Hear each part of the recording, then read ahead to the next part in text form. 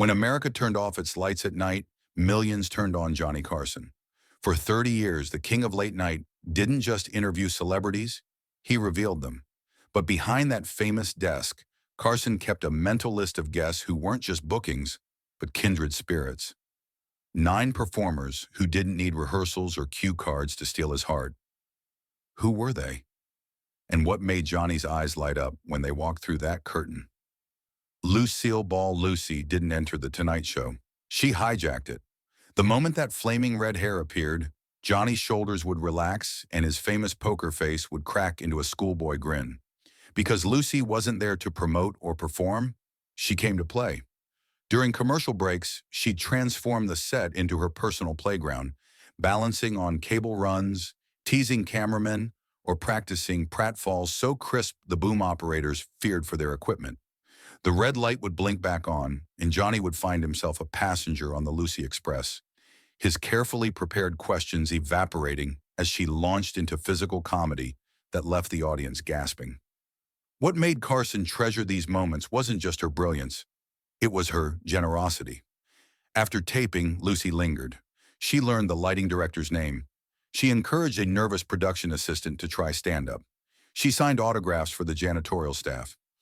Johnny, who judged character by how guests treated the invisible crew, never forgot this. Doc Severinsen once remarked that after Lucy left, the band played tighter, the jokes landed harder, and Johnny seemed to stand 2 inches taller. She reminded him what television could be when it wasn't chasing ratings but catching lightning. Carson later told his producer, "With most guests, we make television. With Lucy, we make memories." In a business driven by calculation, Lucille Ball made Johnny Carson forget he was working. And in late night, that was the rarest gift of all. Bob Hope. The first time Bob Hope walked onto Carson's stage, the audience exploded. But Johnny's reaction was more telling. A slight nod, like a boxer acknowledging a worthy opponent. Because Hope didn't just deliver jokes, he machine-gunned them with military precision. Backstage, Hope would arrive in his golf clothes, fresh from the links, and immediately start peppering Carson with one-liners about his swing or his score. By the time the cameras rolled, Johnny wasn't interviewing a legend. He was continuing a conversation between champions. Hope would cross his legs, adjust his tie, and the two would begin a comedy duel where timing wasn't just important. It was everything. Politics, money, golf, Johnny would tee up, and Hope would drive it clean through the back wall of Studio One. What dazzled Carson was Hope's economy. No wasted syllables, no self-indulgent pauses. Just setup, punchline, tag, and sometimes a bonus tag that made the first joke even funnier. In retrospect, Ed McMahon later revealed that Hope was the only guest Johnny would personally call to check availability rather than leaving it to bookers. It wasn't respect, McMahon said, it was reverence. The Tonight Show's longtime director, Fred de Cordova, noticed that after Hope appeared, Carson's monologues tightened, his rhythm sharpened. Hope didn't just influence Johnny's style, he recalibrated it. Carson once confessed, "Bob makes me feel like I'm still learning the trade." In a business built on ego, that humility spoke volumes about who really owned the desk when America's greatest road comedian came to town. Jack Benny. Jack Benny never rushed onto the Tonight Show stage. He arrived. With measured steps and that famous deadpan expression, he'd approach Johnny's desk like he was delivering a telegram rather than preparing for comedy. But Carson knew what was coming. Gold. What mesmerized Johnny wasn't Benny's jokes. It was the space between them. A raised eyebrow, a slight turn of the head, a pause so perfectly timed it felt like the studio had collectively held its breath. While other comedians raced to the punchline, Benny built anticipation until the laugh became inevitable. Carson would watch him with the intensity of a student absorbing a master class in timing. During one legendary appearance, Benny told a simple story about buying a newspaper that took 7 minutes and contained only 3 actual jokes. Yet the audience laughed continuously. Afterward, Johnny asked his writers to time the pauses. "That's not dead air," he told them. "That's where the comedy lives." Backstage, Benny maintained the same precision. He'd ask for his water glass to be placed exactly 3 inches from the edge of the side table. Not for comfort, but for rhythm. Every movement was choreographed, every reaction calculated. Johnny's producer revealed that after Benny's appearances, Carson would watch the tape repeatedly, studying how Jack could generate more laughter with a look than most comics could with their best material. When Johnny himself began using strategic silence in his monologues, insiders recognized the influence. Carson had learned from Benny the most powerful lesson in television. Sometimes the most unforgettable moment is the one where nothing happens at all. Ella Fitzgerald. When Ella Fitzgerald stepped through the Tonight Show curtain, something unusual happened to Johnny Carson. He became completely still.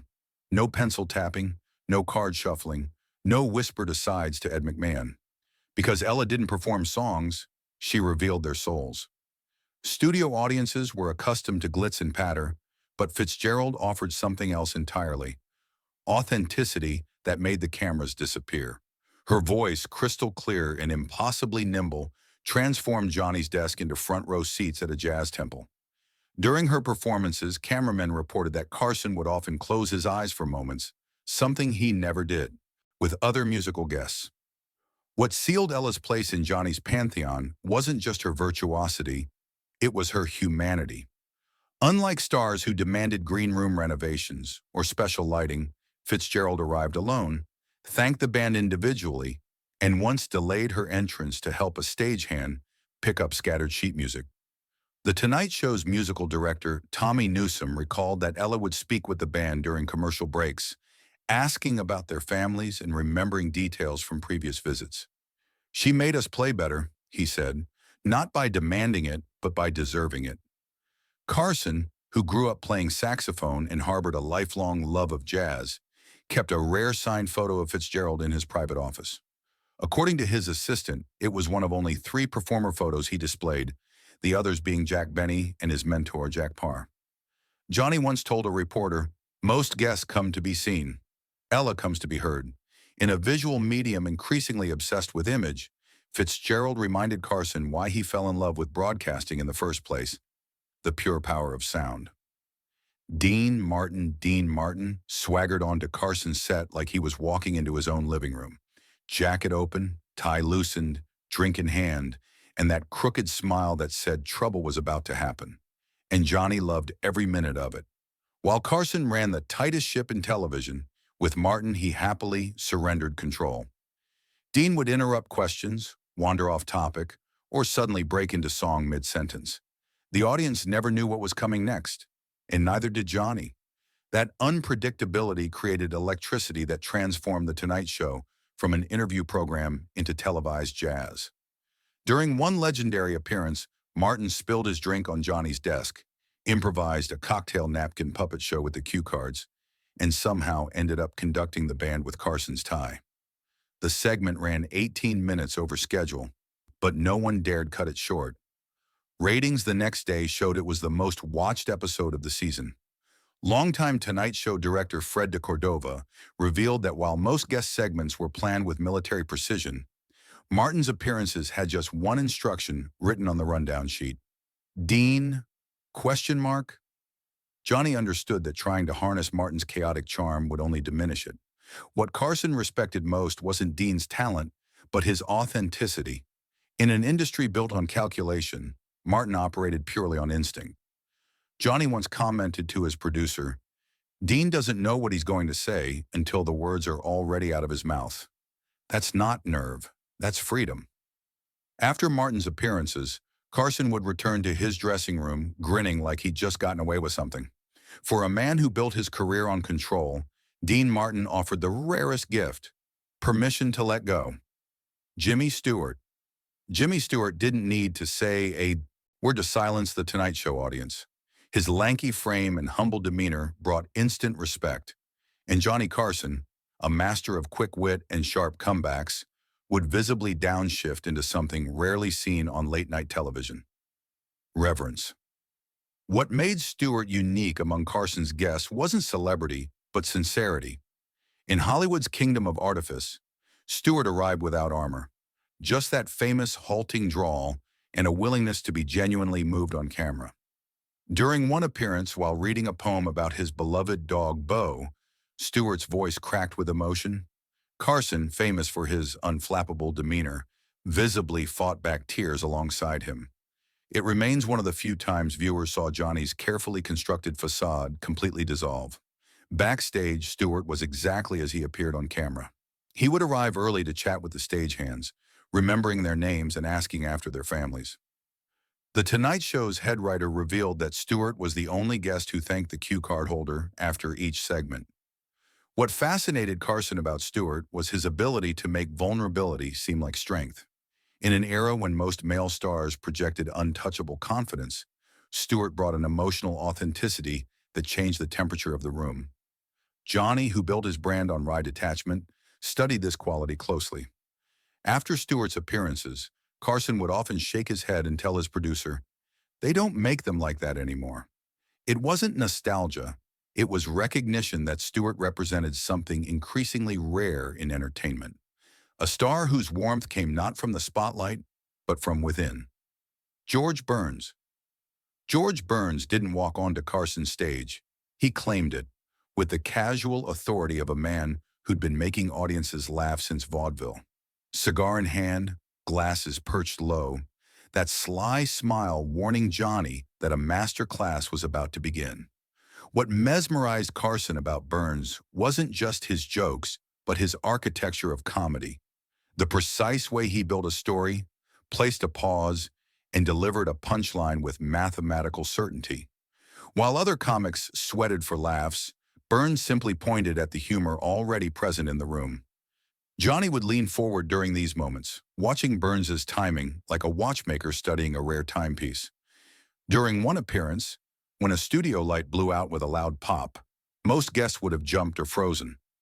Burns simply looked up, took a puff of his cigar, and deadpanned. "Your show's falling apart, Johnny." The audience erupted, and Carson slapped his desk in delight at a pro-turning disaster into gold. The Tonight Show band leader Doc Severinsen noted that Burns was the only guest who could successfully tell a joke about Johnny that made Carson laugh harder than the audience. "George understood Johnny's comedy brain," Severinsen said. "He knew exactly how far to push." What sealed Burns's place in Carson's pantheon was his grace. He treated the makeup artists with the same respect he showed network executives. He remembered the stage manager's children's names. He made the cue card holder laugh during commercial breaks. Carson once confided to his producer, "George doesn't tell jokes. He delivers them, like gifts." In a business where laughs are often extracted through volume or shock, Burns reminded Johnny of comedy's roots, the gentle art of making people feel both surprised and included at the exact same moment. Sammy Davis Jr.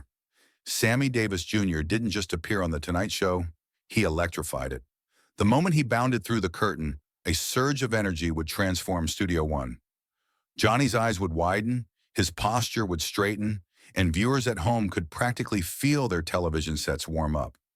What made Davis Carson's kryptonite was his versatility. In a single segment, Sammy might sing a few bars of Mr. Bojangles, slip into pitch-perfect impressions of Sinatra and Bogart, tell a lightning-quick joke, and demonstrate a tap routine, all while making it look as effortless as breathing. Johnny himself, a jack of all entertainment trades, watched with unconcealed admiration at Davis's mastery of them all. During commercial breaks, Davis never switched off. He'd entertain the crew, teach the band a new riff, or challenge Ed McMahon to an impromptu dance-off. The Tonight Show's floor director revealed that stagehands would volunteer for Davis's appearances, even when they weren't scheduled, just to witness the atmosphere he created. What cemented Davis in Johnny's inner circle wasn't just talent, but tenacity. Having overcome staggering obstacles of racism and a near-fatal car accident that cost him an eye, Davis approached every performance with a hunger that made complacency impossible. Carson, who fought his own battles with insecurity despite his success, recognized in Davis a kindred, perfectionistic spirit. After particularly electric appearances, Johnny would sometimes shake his head and mutter to his producer, "How do you follow that?" It wasn't frustration, it was admiration. Because when Sammy Davis Jr. left the stage, he didn't just leave applause behind.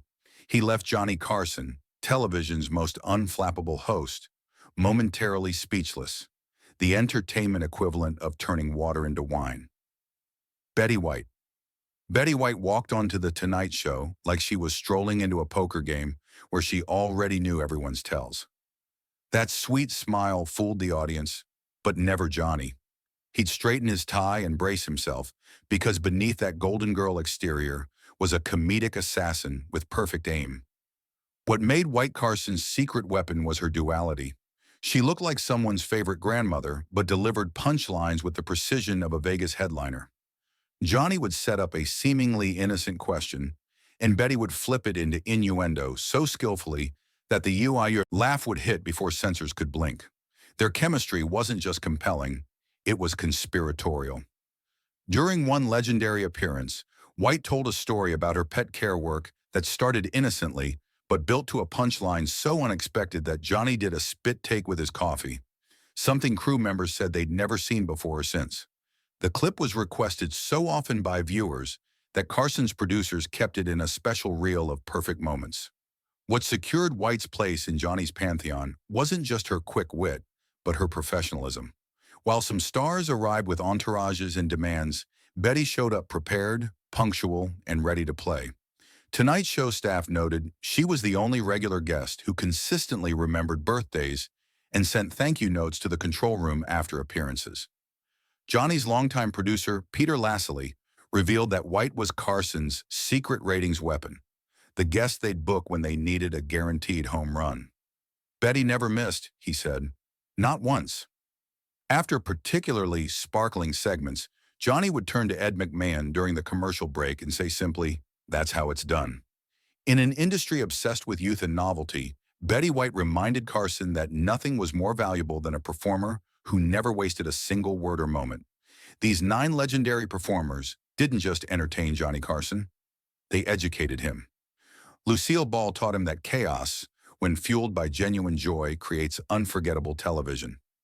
Bob Hope demonstrated that precision and economy turn good jokes into great ones. Jack Benny revealed how silence, properly used, can be funnier than any written punchline. Ella Fitzgerald showed that authenticity outshines spectacle every time.